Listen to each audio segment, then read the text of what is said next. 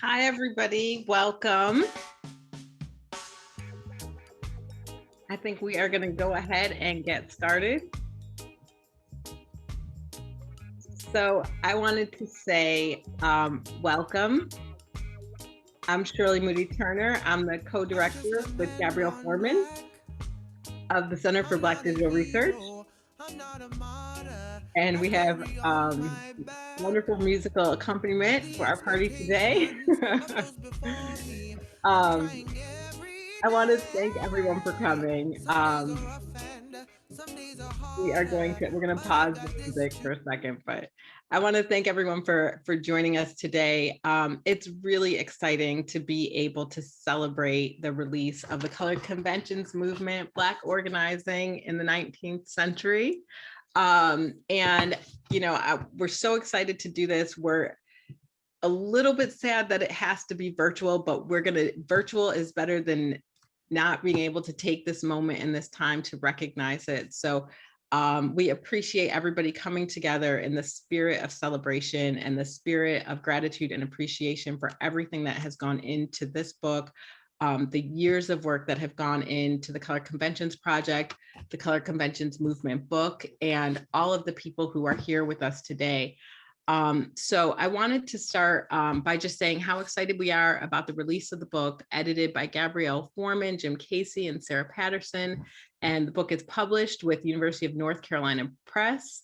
It's a great honor to be able to convene this gathering to celebrate what I believe is almost a decade's worth of work that has led to the publication of the Colored Conventions movement, and to recognize the collective organizing for Black freedom, past and present, that this book documents. We conceived of this party not just as a celebration of the book's release and all that it represents for the field, but also as a collective thank you to all those whose work, partnership, time, and insights have contributed over the years to make this book possible. If you have the book, and you look in the acknowledgments, I think this might be one of the longest acknowledgement sections I've seen. 10 pages of acknowledgments. And I believe a genre, have risen the genre of the acknowledgments to a new level. But I think that it really is representative of not only the range of people who have been touched by and inspired by and contributed to this project, but also the importance of this book, not only in terms of what it does, but how it does it. And that is as important, I think, as the contribution that it makes to the scholarship, but also as a model of how to do this work in collaboration and in community with others. And at Penn State, we're really honored to be part of the blossoming of a project that has many long and deep roots, from the University of Delaware to the North American Teaching Partners, to the Community Arts and Heritage Partners, to the many librarians, teachers, student researchers, and grad student leaders who have all played such an important role in CCP over the years. We especially want to say thank you to our co-hosts and sponsors of today's event, Mark Morrison in the Department of English, Mike Kulikowski in the Department of History, Frances Dudo and Cynthia Young in the Departments of African American Studies, and Rachel Sheldon, the director of the George and Ann Richards Civil War Era Center. We appreciate their support of today's event and the many, many ways they have been a phenomenal home department to Gabrielle and Jim and partners as we build the new Center for Black Digital Research. We also want to say a special thank you to Penn State's University Libraries and the College of the Liberal Arts. I want to say thank you especially to our featured guests for joining us today.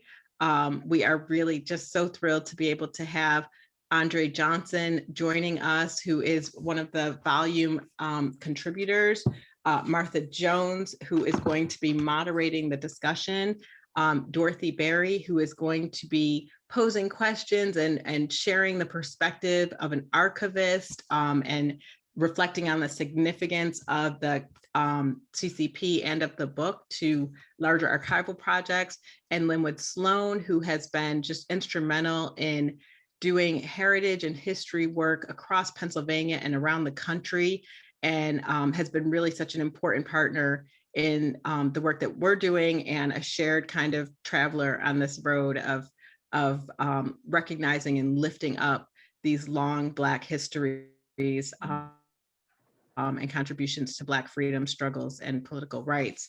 So we are thrilled to have each of them here. I am going to forego the formal long introductions, and I will put a link in the chat to full bios, so you can feel free to take a look at everybody's bios. Because if I don't, I'm just going to go on and on and on, and you didn't come here to hear me. So, but I just want to say we have such a great, illustrious group here today. Thank you so much for joining us for this party and for this discussion. And I will also put a link in the chat if you want to purchase the book, if you haven't already. We have 2 Black bookstores that we're working with very specifically, where you can reach out to them, and we would be really happy for you to get the book from one of these bookstores. And UNC Press also has 40% off the book right now at their website, so feel free to visit there as well. So I guess without further ado, I am going to turn it over to Dr. Martha Jones to get us started with today's conversation. Well, thank you so much, Dr. Moody. Let me just, before we let you go, confirm that folks will have a chance to pose their own questions to the team. So could you just remind us how they'll do that?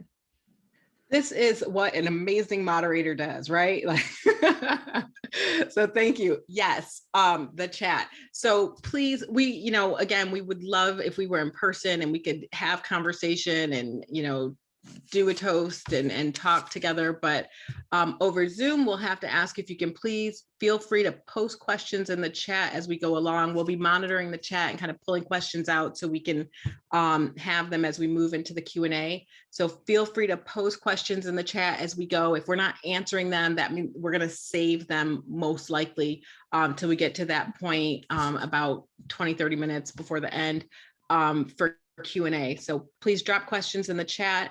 And I think that's anything else I'm missing? No. Okay, so with that, I will turn it back over to Dr. Jones. Thank you so much for that, Dr. Moody. And thank you so much for bringing us together and helping us overcome all of the barriers that nature has put in our way over the last year, because this really is a moment that I have been looking forward to. And folks know I was a little late joining our pre-Zoom because I was deep into this beautiful volume and its essays and really had to tear myself away so that I could be here. Why? Because I'm someone who really owes her work, nearly every bit of it, to the raw materials, the primary materials, the minutes, the activists, and more that are at the heart of this project, but to so many colleagues who have helped us think so deeply and carefully and in such a sustained way about these conventions, that I spent this very morning writing out of convention minutes, courtesy of this project and these brilliant minds. So I myself am just deeply honored at the opportunity to be here, to be in conversation and in celebration and fellowship across the distances and through the Zoom. But I really, really appreciate you all opening up this space for all of us to celebrate, but also to continue to think by way of this extraordinary material, because it really is that. So I get to pose some questions. And so thank you for that. And I'll get us started. And my first question to this team, if I could, is this. I am not ashamed to say I've been around long enough that it was the mid 1990s when I first encountered the minutes of the colored conventions. And they opened up an extraordinary window for me, I believed, into Black American political thought, among other things. But when I began to read the secondary literature, I might have been discouraged because I think that it was true 20, 25 years ago that still there was a very pronounced view in the literature that these conventions had been, that there wasn't a there, that they had been even a failure in the minds of some historians. And so I wondered if you could talk about the journey of these colored conventions and how it is that we've gone from an interpretation of view, a treatment of them as a disappointment, as a failure, to what we've come to understand them to be, which is the heart, the soul, and the source for thinking about African-American politics, African-American thought in the 19th century. How did that happen? Because it's not evident, I don't think, that these were materials that were destined to loom so large in our thinking. And I'll let anybody jump in who wants to jump in. I think I see Dr. Foreman. First of all, I just want to thank everybody for coming today and partying with us, and Martha for such a great question. To all the contributors who are in the room, to all the people who've supported the project, to all the people who have known us since we were yay so high, I just want to say thank you. It's just so good to see people. It's really hard not to just spend the whole time doing call outs, right? So, and then leave it to Dr. Jones to ask a question that allows us to think about this in unexpected or new ways. I don't think I've ever actually been asked that question. I wonder also, and I have used this line, that sometimes when records are scattered, when they find themselves isolated from each other, living in neighborhoods where they're the only Black person in the archival neighborhood, we don't actually get to do the kind of asset mapping, the kind of thinking through what things mean in collectives when the records come together that we do in other places. I also think that that the role of and the importance of the elevation of integrated movements for social change have been so strong that the abolitionist and anti-slavery movement and Underground Railroad still have a kind of gravitational pull that does not allow us to think through circuits of exchange, influence, mentorship, relationship, that Black folks had with each other as they traveled to meetings, as they named their children after each other, as they thought in collectives. The print volumes really did only go to 1861 and 1865. So we did not have a sense of what Andre Johnson and Selena Sandifer have written about, right, which are the postbellum movements and the ways in which Henry McNeill Turner, right, comes to the fore in 1865 and then is a dominant figure for the next 30 years. We're also not thinking about the huge collectives of Black folks who were meeting after the Civil War. It matters that we can have these documents all in one place. It matters that we can start to search through the name index that Jim Casey has spent so much time developing, and other people have joined to help develop too, so that we can see that John Mercer Langston was involved in meeting after meeting after meeting after meeting from the time that he was 19, right, through different kinds of conventions that are the tributaries, through the rest of his life. That we see that Douglass from 1843 to 1883 is in conventions, is breaking off from other people, is traveling with Black folks, right, to these conventions. So we have a different sense of connection, influence, network, in a moment, I think also, of social change in this instance, that all of our scholarship is always embedded in the moment, right? Both the technological moment and the movement moment. And we were just talking the other day about the ways in which Black women in this, might have been this morning, Jim, Black women who are here who have been dismissed or erased or anonymized are also coming to the fore because of the work of people like you, Dr. Jones, over the last 10 and 15 years, right? That this is so that there are these movements that embed the scholarship or motivate the scholarship, give momentum to the scholarship. And then the scholarship also adds right to the moment. So I just want to also thank you for your work, both on women in the conventions and women in relationship to voting, the voting rights that are so deeply important to the color conventions movement as well. And now I'm gonna be quiet. Well, do you want to come in, Dr. Casey? Yeah, if I could, in part because I just want to say hello to everybody. There are so many people on this whose research and or direct hands have been a part of, and minds and thoughts have been part of the long journey. We began the Conventions Project in the spring of 2012, and it doesn't escape my sort of thinking that we began in a year when we were all talking about the name of Trayvon Martin, and published the book in the year when we were thinking about George Floyd and Breonna Taylor and so many other folks. And I think that the larger collective investments in the work have been in part because the materials are fascinating, though not always just when you're staring at long proceedings, but because they speak so much to our sort of contemporary moment. And so as we've come to really develop and think with so many different people, one of the things that I didn't expect in that sort of long arc was that the primary problem facing us, which is that the conventions were everywhere, actually turns out to be one of the really kind of ongoing blessings that continues to sort of give gift after gift. We've worked with a whole bunch of people and have found copies of different records from the conventions in something like 115, 120 different libraries, archives, repositories, private collections. And for telling historical stories, that's a huge difficulty. Bringing all those things together has taken maybe 100 or so people, about a decade, and we're probably still only halfway there, if even that. But it also means that it gives us the opportunity to revisit so many of these histories. I think more than not,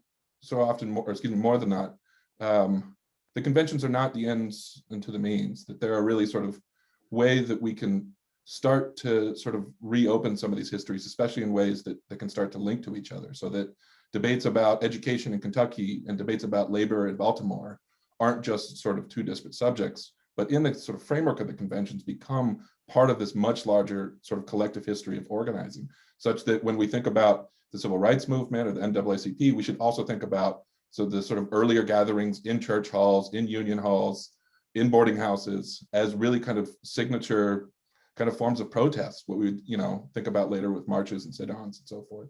And so one of the things that I'm so excited about with this book is a chance to get a lot more people looking at some of these documents than even have had a chance already. I don't know that there's any person alive who sat down and read all of the records that are even on the CCP website at this point, much less all the ones that we continue to find. So we're tremendously sort of excited to get to see this book go into the world and see what we might continue to spark together.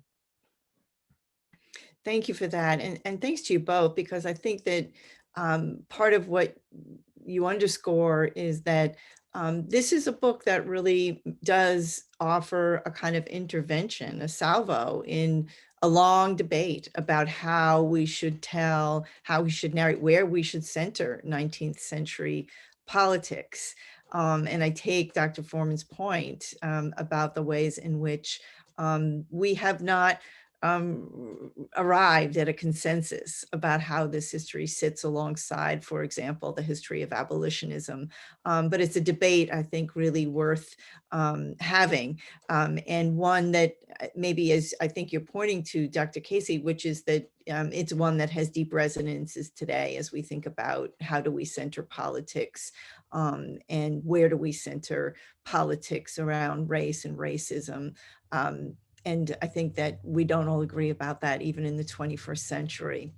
The other thing I want to ask about, and I will, if I could, Dr. Johnson, turn to you, is about the process of this book, because as Dr. Moody has already more than alluded to, when folks crack open this book, they are going to see some genre bending from the very outset. And I think that this is, for me, is incredibly exciting, because in some ways we all know that very little, if anything, that we write happens, you know, in that overly romanticized space where it is just the scholar and the archive and the blank page. That we are always in community, we are always in conversation and debate.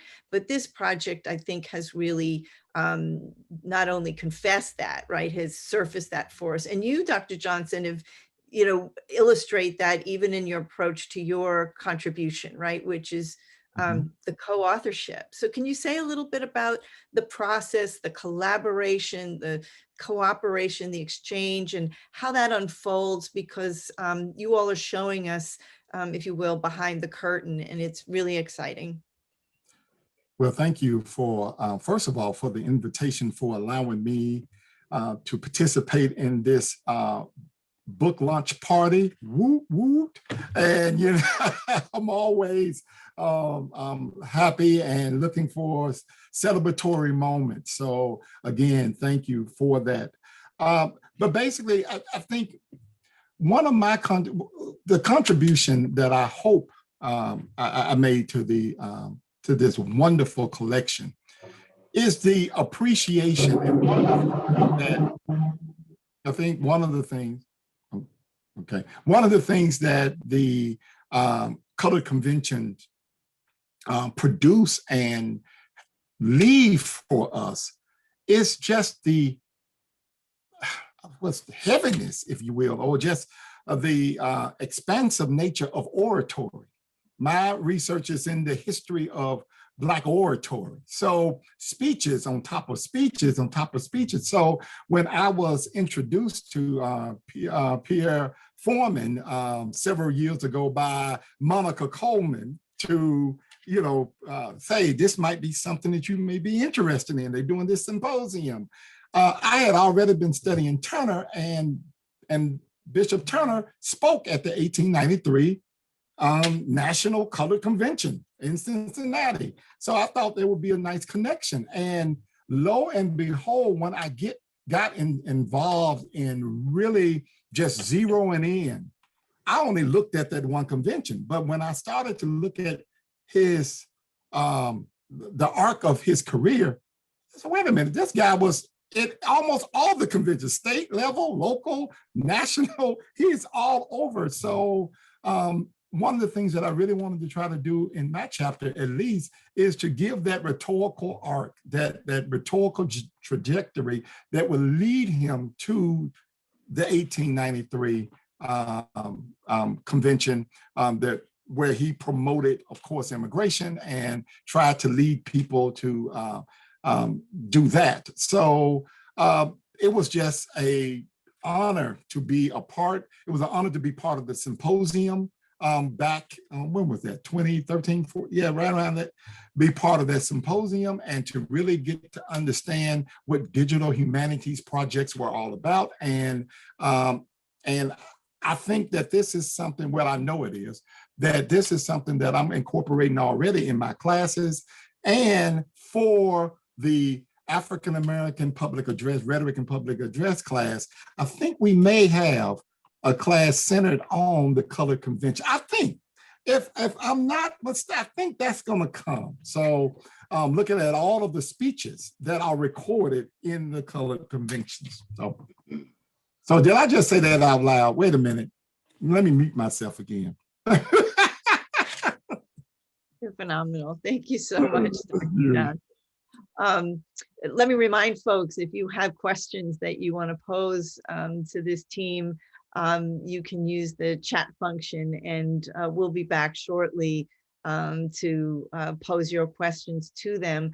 But I want to reintroduce Dorothy Berry and Lenwood Sloan and thank them for joining us this afternoon, and give them an opportunity to sort of pose questions from some other perspectives on this remarkable project. So Dorothy, Berry, may I invite you to come in, and then we'll turn to Lenwood Sloan. Thanks so much again for being here. Yeah, it's great to be here. Very difficult to follow that, but here I will try. So thinking of this book as an archivist and someone who works with these sorts of primary source materials every day, I've been thinking about how the work of the Color Conventions Project and the work of editing this key new edition for the scholarship marks a model of archival research based in, campus research centers or projects that's not really mirrored elsewhere. I don't know of anywhere that's mirroring that sort of project. Usually research centers will produce perhaps an anthology of work about the work. And this is an anthology of work about the actual material contained within those sources. So I'm wondering how you, and please feel the freedom to take the archive as far as you want with that term. But so wondering how you envision the archives of color conventions organizing, and where do you think there are silences waiting to be filled? I'll have a quick addendum before I let you answer this, whoever would like to. But even thinking of how far do you extend the archives of color conventions in your mind? Thinking just recently I was rewatching William Greaves' Nation Time documentary about the 1972 National Black Political Convention. And sort of thinking, is this an extension of the Color Conventions Project? How are we looking at that? How do you envision that ethos outside of, actually existing archives?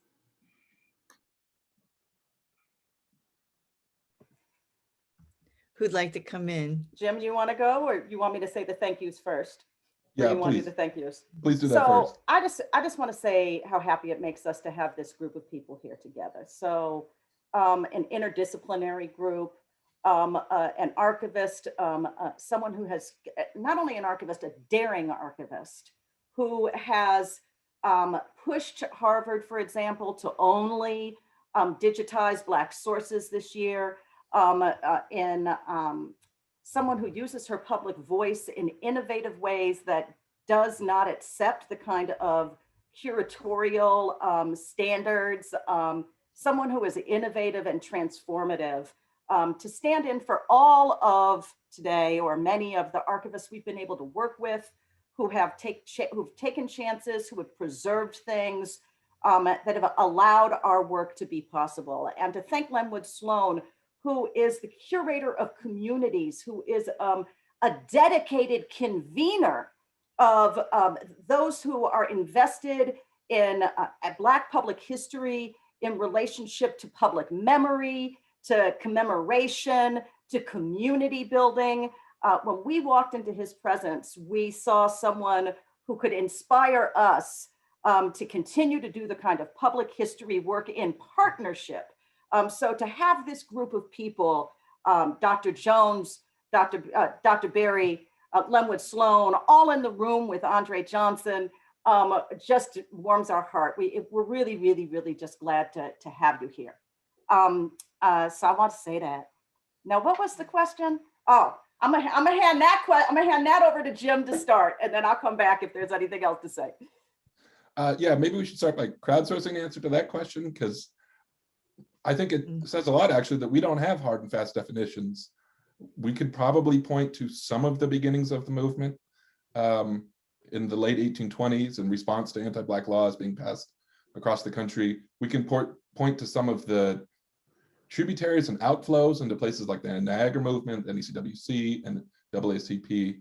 But I think it's actually something that we're going to have to still spend a lot of time in conversation with archivists and scholars and thinking expansively about what a convention was. I think I'm seeing some of the people in the list of participants. Psyche Forson Williams, just I think invaluable chapter to this. Where do they stay and what do they eat? I'm always get that wrong, but that's the general idea, right. Which really pushes us to think about conventions not just as maybe a dozen or so, mostly men, almost always men, standing behind a podium and participating in the kind of oratory that of course is important, but not the sort of finite limit of what a convention is. We all know when we go to conferences and events that oftentimes the most important conversation is when you're having dessert after dinner and people let their hair down a little bit and have some things to say. And so as we think about those kinds of sort of definitional questions, I think it's really going to lead us to some interesting places, in part to the major sort of gaps in the scholarship that we're just starting to address, that Dr. Selena Sandefur, Dr. Hodges Johnson, and others have led us into the kind of important postbellum Reconstruction period, from maybe the 1860s to the 1880s, where we have a number of meetings with people who attended conventions beforehand, who all of a sudden show up in places like Texas, to point to one of the other chapters, and say things like, we're not here to talk about politics. We don't want to engage in political activism. We're just here because we want to lobby our state government for better support for education, agricultural support, and we want voting rights. But we're not going to do any politics, we swear. And so then they would say, well, this is just a farmers' convention, or this is a teachers' convention. And they would find ways to frame politics, especially in times where racial violence was not a sort of abstract entity, find ways to position conventions really deliberately. And I think that that's one of the most important points for me that speaks to the entire movement, which is that it was not some kind of inert, kind of neutral choice to hold a convention. It was a really, really specific choice to get together as a convention at the state level, the city level sometimes at the national level. And that when they were participating in these conventions, they were not just kind of going through the motions, and they weren't just kind of, okay, we're going to all adopt some parliamentary rules, but those were actually the really sort of important point of a lot of the conversations. That at a time when you have people holding Black conventions, at a time when Black voting rights are being either eliminated or non-existent across the country, that's making a very strong argument about where democracy in this country lives and is operating. And so and I'm wandering a little bit on the question, as you can tell, because it's a multi-part one.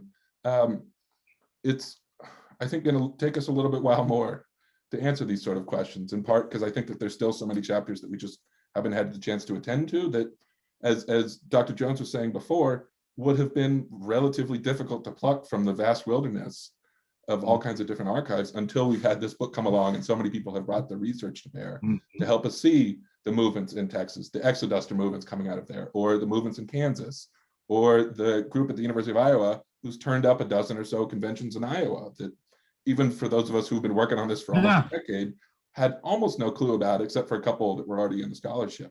I think we're going to continue to find many, many places where people will say, oh yeah, actually there were state level Black conventions across the entire second half of the 19th century. And maybe when we bring those together, we can really start to see some interesting patterns. So I think we're going to have a lot of different answers, maybe in 5 years, 10 years. I don't know, maybe I shouldn't be in the prediction game at this point. I thought we'd only be working on this project for a few years to begin with, so I'll leave it there. How about? Andre, were you going to jump in there? No, I was just going to add real quick, and I think Jim points to this, that the idea of, let's not be political, but we're going to talk about these things. What I have found so remarkable about the colored conventions, and just glossing over some of the convention minutes, is the rhetoricalness of it, the arguments that were constructed and made. And you can make the argument that it is in the colored convention a movement that civil rights rhetoric, civil rights oratory is created, it's birthed, it is tried, this worked, this didn't work, let's do, and you begin to have, you can almost chart an arc depending on the context, depending on what's happening at the time. And then we look at our time today and we say, oh, these arguments, this structure looks familiar. You interchange some of the markers, from 19th century to 21st century, and you can almost have the exact same arguments that were being made. And so when I was doing my own research on Turner and unearthing some of these writings that I was discovering about him, and then, like I said earlier, zeroing in on just the colored convention, I saw the arc, and then I see the arc in a whole bunch of other people who have been who were part of the colored convention movements as well. So as much as we learn and as much as we think we know today, I'm with you, Jim, in about 10 years, we may even know even more. I want to talk a little about the institutional shifts that we're trying to make in order to address your question, Dorothy. So we try to think institutionally, we try to think collectively, right? So we know that these records are scattered and that we've moved beyond the proceedings and the minutes to the speeches, which are sometimes embedded in the minutes, but are sometimes embedded in the press, right? To the press coverage, which gives us a much larger context. There are several wonderful essays about that in the book as well. And in the exhibits, which we should highlight, there are that half of the essays have interpretive exhibits that you can find at coloredconventions.org. And in addition to that, we're moving towards trying to capture the petitions. So this is, I think, one of the interventions that may allow us to start to name the names of the participants, of the people who are involved in the communities that the delegates are coming from, are emerging from. So for those of us in the room who don't know a lot about this yet, and people sent, communities sent delegates both to state conventions and to national conventions. And then the press covered these, and they covered it before as well as after, right? The conventions themselves, expanding the timeline beyond just the days, the 4 and 5 days of these amazing gatherings, but expanding that timeline to the activism that happened before and afterwards. The petitions are a place where this is lodged. And I think it really does sort of tie your question, Dorothy, to your question, Martha, right? So about why do we think that this is also, why has there been a conversation about the failure? And part of it is we don't have the records, right? We don't know about these petitions. We haven't gathered these petitions in one place. Dr. Johnson's work is phenomenal. He points out in his essay that Dr. Turner is in front of the Congress in a congressional witnessing, right? And says, we excised some of the reports because the reports are about our murders and outrages. And there were murders and outrage committees throughout the convention movement, particularly in the postbellum movement, in the postbellum moment, protesting the very same things we're in the streets protesting today. Anti-Black violence, the burning down of communities, the pillaging of Black banks and Black farms, and the burning of Black churches, the raping of Black women, the lack of accountability for any of this. And if we were in a room, I'd ask for some ashes and some amens, right? This is what we are protesting today. That records, those records, right, are excised from the convention minutes, but they are lodged in the congressional records. We need to go get those. We need to expand the archive to include the petitions, which will have the names of ordinary Black men and women, right, on them in a very different way. We know in the anti-slavery movement that there were petitions that they brought in that were the size of a refrigerator, right? They would roll these petitions out, right? Am I telling the truth? Right? What are these petition records going to look like when we can uncover them? And how many people are we going to need in a distributed model to contribute to this? And what I mean by that is how many people can we involve in archives across the country through teaching partners? How many high school students? We now have a curriculum committee that is actually doing work. Are we going to be able to actually get some kind of curriculum where we have first-year students and college students and AP students going to archives, right, trying to figure out where these records are and uploading them? This is a people's history, and we need the people to actually construct and build the archive. Well, that is a call to action. And thank you, Dr. Foreman. But so let me bring in Lenwood Sloan, and thank you again for being with us. Talk to these folks and help us learn more about what we need to know about this project. And I do want to say thank you to everybody. The chat is wonderful. But let me turn it over to you, Lenwood Sloan. Thank you. Well, let me start by saying that this is a balm in Gilead for me because we worked so much in outposts and we worked so much with our heads to the wind that seeing you all, experiencing you all, even in this Zoom thing. If we were all in the same room, the paint would peel off of the walls with the excitement and energy that we have. But seeing you all is really a balm in Gilead because It reminds me of two things come to mind. First, Langston Hughes's poem, Mother to Child, Life for Me Ain't Been No Crystal Stairs. It reminds me of how long the struggle has been and how intense the struggle still is today. It also reminds me of two things, Gabrielle. One is the mythology that we were not organized. And this has been such a powerful mythology that we have become somnambulant in thinking that we were not organized. So the conventions remind me of that mythology. And the second mythology is a mythology that we have to accept one opinion, that we have to accept one leader, that has to be one strategy. Dr. Marta Vega of the Cultural Center, Caribbean Cultural Center in New York, says that within my race, there are many cultures. And so the cultures of identity and the cultures of consciousness and the powerful cultures of the change and the strategies that the book includes, and I say includes, as and we can hold it in a tangible way. Between two covers is an encyclopedia of possibilities about the change and the approaches. That's very, very important. The second thing is that the shocking decline of African Americans and people of color going into the history departments in our universities is just, outrageous about what will become of cultural competency if we don't somehow ignite. And so I did have 3 questions. I'll put them out very quickly.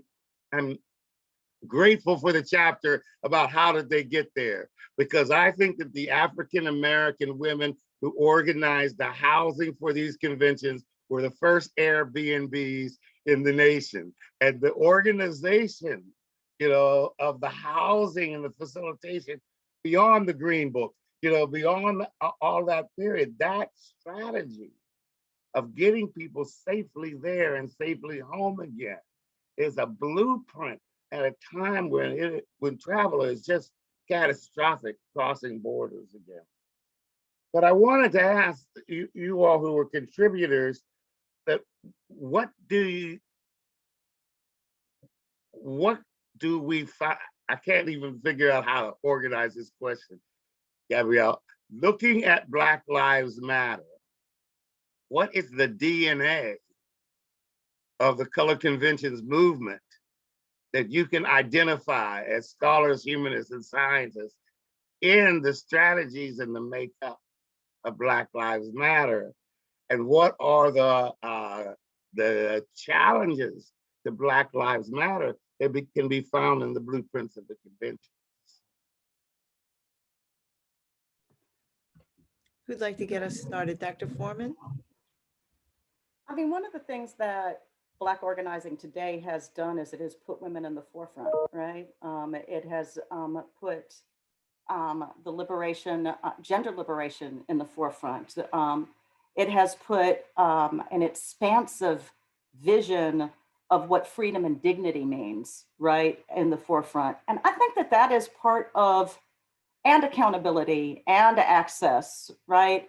And an unashamedness, and unapologetically Black that also allows for good allies, right? So that to me, that this is one of the things that is also embedded in the convention movement. And there are obviously arguments about it. And some of those arguments are foregrounded in essays in this book as well. But the kind of ways in which you suggest, and that King suggests that, right, like we're not all taking the same highway to liberation. Right, so that there's a difference between tactics, right, but the strategy is the same, and the objectives are always the same, which is about dignity, Black life, Black rights, Black respect, right? All of those are the objectives. Seeing movements for Black lives now be both gender inclusive, that's not even the right word, right? Like we've outgrown that language, right? Thank God, yeah. Thankfully, we've outgrown that language, right? So that leadership, but still be community centered. But some of this I'm also has to do with the fact that Black mothers are still losing Black children, right? Black fathers are too, and they are there, but you see a kind of ways in which Black mothers are mourning their children, not only in the US, but globally, right? Where people begin to organize from that, right? You can think about Argentina, Mexico, there are various places, right? Where that trauma of loss is also a place where Black women have been centered. So it just seems to me that Lenwood, you have answered the question that you posed, right? That having a variety, a heterogeneity of that is respected, a lack of orthodoxy that allows for robust conversation, debate, while is in the DNA, as you said, of the convention movement, and that is something that is moving forward. While there is very little debate, again, about the objectives, right? Which is, and knowing the difference, right, between objectives, strategy, tactics, right? Which Lord knows there have been extraordinarily good scholarship to outline, and we build on that. Is the kind of work of organizing when you are disenfranchised in all parts of the world. And then my other question, if I could ask it really quickly, is there is a term in Hindu called the Kali Yuga, which is falling backwards into darkness. You know, you can't even see where you're falling. And I wanted to ask you all not only about the power of these moments when we convene, but these historical moments when our convening and the actions that resulted from the convening were ripped out of our consciousness, that deliberately removed, so that we fell backward into darkness, and we have to continue to rediscover ourselves and we discover this power. I think this moment of extracting of us is as important to study as the moments of our coming together, and I'm wondering how that is. Let me see if you want, Jim Casey, you want to come in? I only just to say, that sounds like a question for our Henry McNeil Turner specialist in the room, who I know had a lot to say on that particular subject. No, I was ready to listen to you. No, yeah, that's the frustration, isn't it? That, you know, you are doing this work and you're unpacking this, and you say, wait a minute, this, so what we are doing now is an extension of what folk were doing. They might have used different language. They might have used, like Dr. Foreman said, they might have did it a different type of way, but it's the same thing. And I think that's the frustrating piece of this sometimes, that not only are we discovering or rediscovering, if you will, the work that has been done, that the color conventions were doing, but we also get frustrated with the context in which they find themselves, in which we find ourselves today. Some of the same context is still around today that people were meeting about during the 19th century with the color conventions, whether in the antebellum period or the postbellum period. So it is a frustration of falling back, but it's also one of acknowledging and recognizing. And this is this is kind of the stuff that I deal with in movement work when I wear my other hat. I said, it seems as if we are running a race and it is our job only to pass a baton to the next runner or the next group of runners. It seems as if that we have a baton, it's our time now, and we're going to extend that baton because we know that the race still needs to be run. So what the color conventions movements and this book and all of the research that we've been doing centered around this can do for us is allow us the sources and the materials to unearth and understand. But also, can I just say it this way too? I think going back and reading some of that stuff is also helpful in our own journeys and what it is that we're trying to do. And I am so appreciative that, that, you know, literally just being in solidarity with those of the 19th century, and as we'll continue to do this type of work. So yeah, it's frustrating, but it's also empowering. And I do think hopeful at times as well as we continue to work today. I'd love to jump in and actually, because I think this is a conversation, not, not a question. And there's so much expertise in this room, and then the spirit of Toni Morrison, right? The language of dismemory. The question, the truth that archival silences don't represent historical absences, right? That Dr. Jones has been involved in this kind of resurrectionary, what I call resurrectionary poetics, but a resurrectionary historiography, telling stories that have been told before, telling stories that that have been deliberately forgotten, right? This is the work of archivists like, right, Dorothy Berry. It's the work of scholars like Martha Jones. So instead of answering the question, I'd love actually to have a conversation a little bit about this question, right? Like, what does it mean to fall back historically, right? To then to be able to have to regroup, to resurrect. I don't know if that, if Dr. Jones or Dr. Berry, if those questions resonated for you all too. Let me come in and let me try and just connect it, because I want to make sure we are also speaking to some of the audience questions. So I might more pointedly say, and what does that do? What does it mean to do that work in a time where you have the capacity to work, for example, between the print and the digital, right? That you have a whole new set of tools with which to do that work, from the digitized newspaper, right, to your own digital collections. But you've still come back to the some sense of the integrity of the print and the necessity of the print volume. So yes, but we're doing this in the 21st century, which has its deep resonances with the past, but I think isn't quite the same project, if I could put it that way. And we have a few minutes, so I'd love to hear from everybody on this. Yeah, I would say from my vantage as someone who works with special collections, I always think that there's a real, and it's, every generation has this, it seems like, but there's a real hubris in assuming if something was important that we would know it, because that's never been the case for anyone. That's even right. Working class white person, you might know about the great figures, but you don't really, you're not going to be taught the history of all the little things that build up to become who you are now. And I think it's like a human hubris, definitely not a Black people specific hubris, but I also think that as people who know histories have been purposely not taught, it's that invitation to know, to assume that what we're looking for are things that we haven't been told. And I think that that's different than how we are always taught to approach research. You have your topic that exists, and you try to go to the archive where they know they have that collection.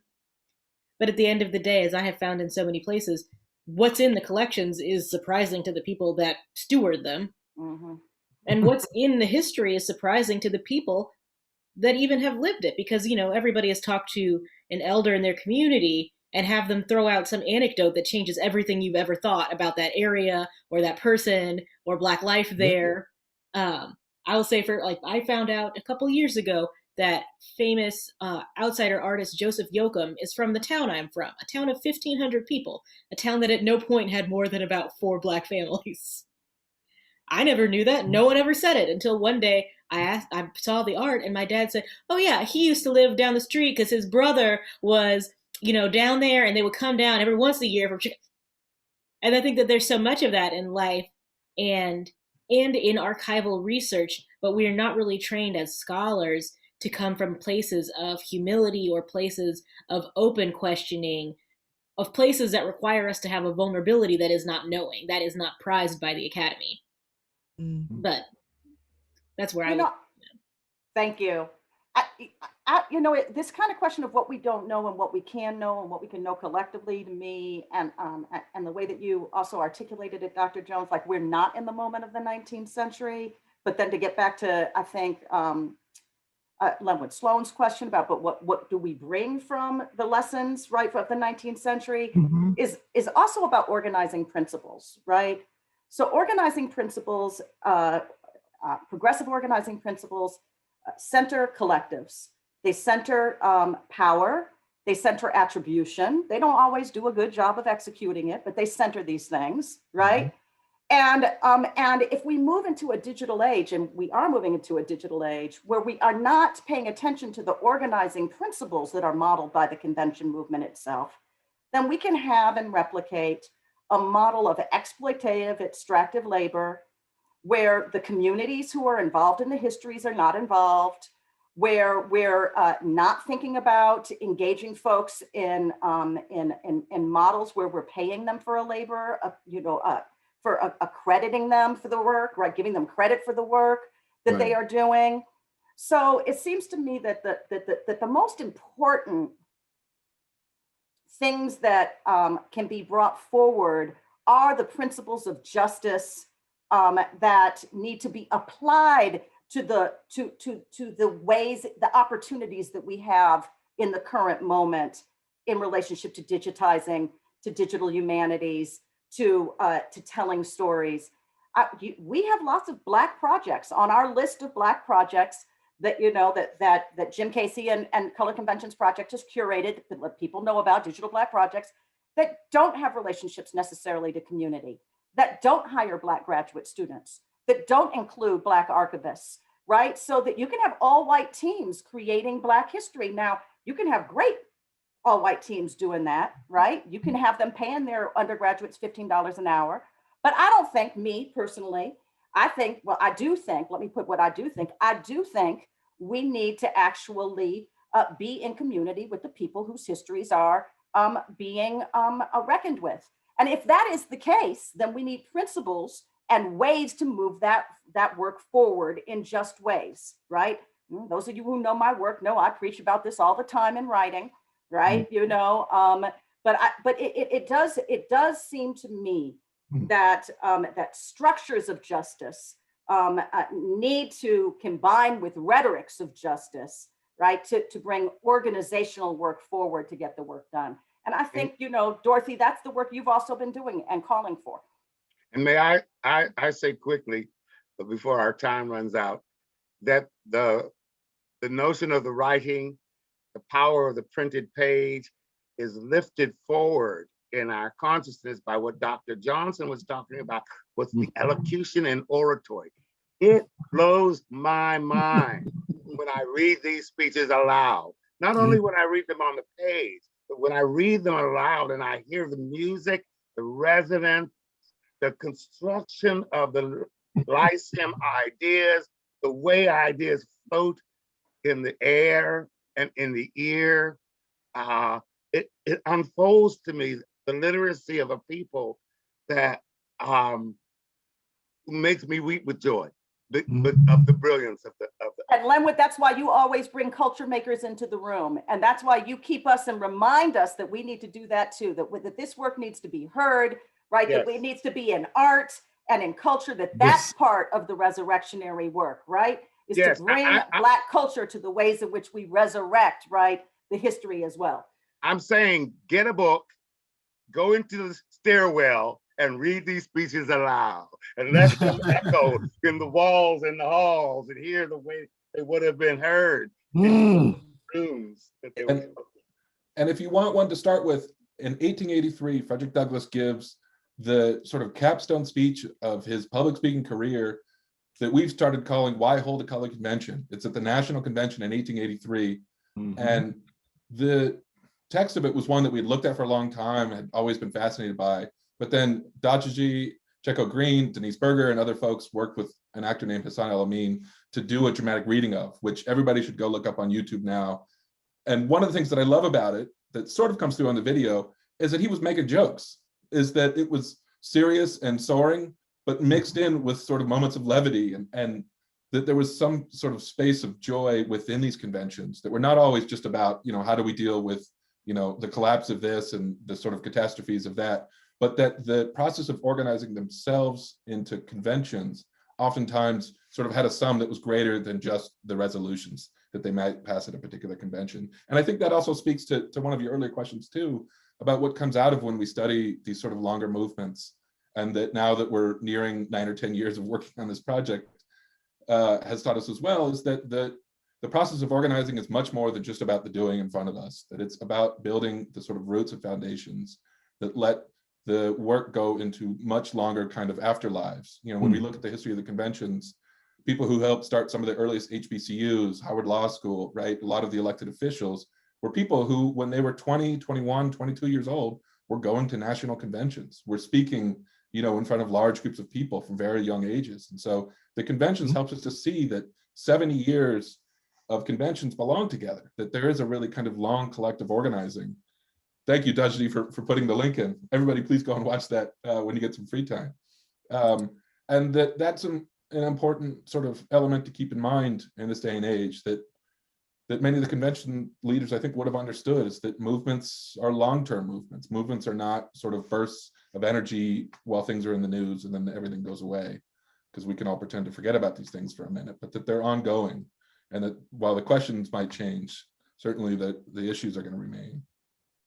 Thank you for that, because I think that it's a way of answering my question up front, right, about sort of how did historians get this so wrong early on. And I think it's in part because they took a very static view of the conventions, right? And they didn't really think about them sort of over the long time and the cumulative role they play both in collective politics, in the lives of individuals, of institutions, and more. And I think that what you all have done for us, right, is think about the conventions as sort of living, breathing, transforming, active agents, rather than as a snapshot of Black politics that they once were. I know we could go on a long time, my friends, so forgive me, but I'm going to pose one last question if I could, because I think folks are eager to hear about what the next steps are, what the horizon is, both for the Colored Conventions Project and of course for the Center for Black Digital Research. So before we move to wrap things up, I did want to give you a chance, because I think we're already glimpsing, right, that if we thought we were coming to talk about, on the one hand, a set of digitized sources here and a collection of insightful essays there, what we're already hearing are the ways in which there's an extraordinary amount of creativity and cultural work and more, right, that is roiling through and being produced out of this project. So tell us about that, because I think in some ways it goes to the questions that folks have about how do we forge something that really is community and that really isn't us simply working in our silos in this work, but actually connecting to all kinds of folks. So if I could ask, you know, Dr. Foreman and Dr. Casey just to tell us what's on the horizon from your perspectives, because we're all going to stay tuned, be sure. Jim, do you want to talk a little bit about how this volume is the model for the Marianne Shad-Carey work that we're doing in partnership with others? And then I'll pick up and do a little bit about the arts work that we're doing and the curriculum work that we're doing. Sure. I think anybody who knows you and I well enough to know should know already that we've got plenty of conspiracies afoot for all sorts of things coming down the line, including trying to revise some of the crowdsourcing to help transcribe and provide greater access to lots of the materials that we have coming in. So watch this space, I suppose, for that coming in. In the next couple of years, we're going to be doing lots of work in partnership with Dr. Chris Mariah and lots of folks in Delaware, Canada, and in between, to help gather some of the materials for a woman named Marianne Shad-Carey, who many of us know, one of the earliest women to edit a newspaper, Black women to edit a newspaper, one of the earliest law school graduates, an altogether fascinating individual, whose work shows up in many of the places and conventions in important ways. We oftentimes point to the 1855 National Convention when she gives the speech of the convention and they leave it out of the minutes. My preferred favorite more recently has become the 1869 convention, when she stands up in the middle and says, yeah, you guys didn't have a committee on women's rights, so I'm just going to unilaterally declare that we're having one. And everybody says, oh yeah, I don't think you're allowed to disagree with her. And so we're going to be working with lots of folks to gather papers, start a crowdsourcing project. We're going to be having a symposium this coming October. So please tune back in, I suppose, if we're doing advanced previews, to celebrate her 200th anniversary coming up in 2023. So we'll have lots to come then. Out of the symposium will also be an edited collection to follow. So hopefully we'll get to see everybody on that respect again. I should also say too, broadly, this is an ever-growing affair. And when I think about some of the sort of next steps to come, I also want to point back to just some of the sort of early founding folks, just to say some names out loud. Dr. Sarah Lynn Peterson, Carol Rudisell, Clayton Coleman, so many sort of important people. I think we could spend forever talking about all the people over the years, but at least to sort of point to some of the people who have really helped to put down some of those roots as we look towards the future. So I can't imagine I've gotten to nearly a quarter of it, Gabrielle. So if you want to hop in and point to some of the next steps at least. I think that this is a model that having a symposium, let me just say this, institutional resources can be really important because they can be used to fuel community work and disciplinary work. So I want to shout out the University of Delaware and Penn State for all of the resources. Susan Brinston's in the room, who was one of the early people who recognized the work that we were doing and gave us space to do that. And so we now have resources through the Black Women's Organizing Archive, which I also want to sort of center and to thank Shirley Moody Turner for all that she has done. I'm going to get back real quickly to the question you asked about tributaries, where the movement ends. One of the reasons that we decided we needed to have the Black Women's Organizing Archive be part of the Center for Black Digital Research work is because this is the kind of tributary, right? How do we actually trace a movement that doesn't name women, but spurns convention culture, that spurns isn't the right word, spawns convention culture, that then creates so many women who come out of the families who then begin to organize, right? The National Association of Colored Women and the work that gets done in that era. Where do we put an organizational practice that allows us to infuse new questions, new digitizing, new collections of archivists, scholars to accompany the good work that's been done and to build on that amazing work that continues to be done that's in this room, right? And I think that's really why we partnered with Shirley Moody Turner to start this center, to be able to trace that through the next decade of our work collectively. So we're really thinking through the ways in which we can have symposiums, which we now have money for and a budget, but we don't need to do these budgets, these symposia. We need to bring in and partner with junior scholars who are the emerging authorities, the emerging leaders, the emerging conveners, the people to whom we're passing the baton, right? I think you said earlier, Andre Johnson, right? Who step up to teach us and to convene with us and to learn collectively. And so we'll do this for Marianne Shad-Carey, but then we'll also do it in relationship to Black religion in the conventions. Then we'll bring in more postdocs and partners who can come and start to actually create the metadata.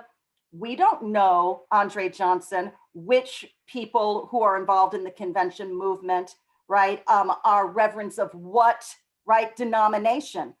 And once we actually begin to fill that right information in, to be able to map it, to be able to chart it, we can ask better and different questions, right? About the ways in which print and religion, right, are intersect with Black organizing in the 19th century and what that leads to. So we are going to partner with a wide variety of emerging 19th century scholars to think about the digital skills that might propel their work forward, and to then create symposia and book projects out of the Center for Black Digital Research that allows us to expand the capacity beyond what any individual could do. That's one thing we're doing.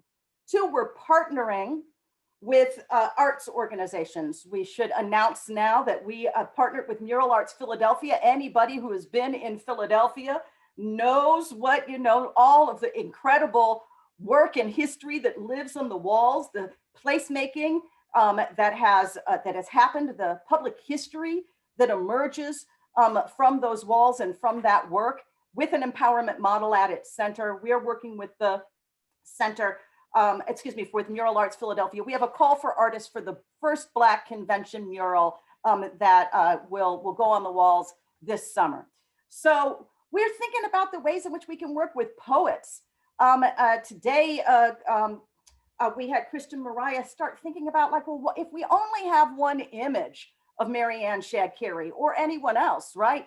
What does it mean to then commission artists to start thinking about, who are already thinking through absences and echoes and shadows and mirrors? How do we engage them in the cultural work that allows us to think through the issues, Dorothy Berry, that you were talking about earlier, right? Which is, and that came as a result of Lenwood Sloan's question about dismemory, about the holes and the absences. How do we live with our history on the day-to-day?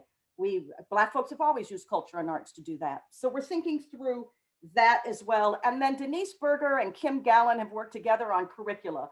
So we are now beginning to think through the ways in which we can create. Sam DeVera is also creating tabs on our exhibits that have questions for college students. We will have librarians, fellowships for librarians, as well as we're trying to do that, not just for scholars, to come in and to start thinking about the ways in which we can have a National History Day, right, that centers some of this Black work.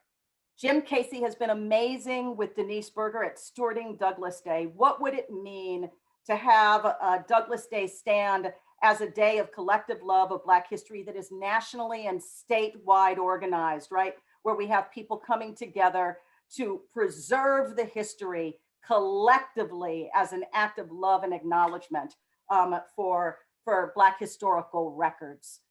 So I think those are some of the directions we're going in. And then we're going to talk about how we can hand that baton and eventually retire, because we will not live forever, even as the work we collectively do does. So thank you for that, Dr. Foreman. And I think that your last call is an important one. And it turns out very much in the spirit of these conventions that indeed this is the work of generations, right? It's not the work of any one individual. It's not even the work of any particular moment. It's certainly not only the work of the luminaries who for a very long time occupied our understanding of Black politics in the 19th century. So I appreciate your call to next generations of historians, archivists, cultural workers, and many others to join this project and to make its future, right? That I think that's part of my takeaway, is that its future is not set and the bounds are not so well defined, right? That folks can't come in and find their own way to continue this work. And we're grateful to you. I have but 60 seconds. And so I want to offer that to you, Dr. Foreman, because I know you do want to offer some final appreciations before we sign off today. And thank you for everyone who's part of this conversation up front. Thanks to everybody in the chat and folks who tuned in. And I'm going to give you those last 45 seconds, Dr. Foreman. Thank you. I think Jim and I really want to, and Jim, you'll unmute there. Jim and I really want to thank everybody who has come. We want to thank the people who are on the panel. We want to thank our collaborators. We want to thank the organizers of this event, Dr. Moody Turner, Lauren Cooper, all the people who brought the energy together to do this. And we want to thank all the folks who have known us, the people who reared us, the people we babysat who were in the room, the people who babysat us when we were young intellectuals. I see my undergraduate professors, and some of my undergraduate professors are here in the room. So honored. Somebody who actually paid for my scholarship to private school when I was in first, second grade is in the room. I was not expecting him to be here. Jim, I'll let you actually have the last word here in relationship to just thanking all of the beautiful people, the collaborators, and really the next generation. Yeah, and then I guess we can all hold up our books. Yeah. In the acknowledgments of this book, when you pick it up, I think we counted there's something like 170 names. And I think and fear that we have even left some people out of that. I'd like to thank Dr. Jones, Dorothy Berry, Andre Johnson, and Lenwood Sloan for joining us today. I also want to thank the folks at UNC Press to say thanks for them for all of the work that they've done to help support this coming along. Extra thank yous to all of our colleagues at the Dig Black Center.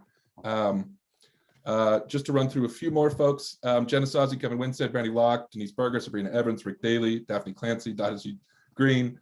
We roll in big groups. I'd also like to say thanks to all my family out there who are on the Zoom today too. I've got a 3-month-old baby upstairs who I think is watching, though he doesn't speak the language just yet. And I'd also like to end by saying sort of giant thank you to my longtime collaborator, partner, co-conspirator, Dr.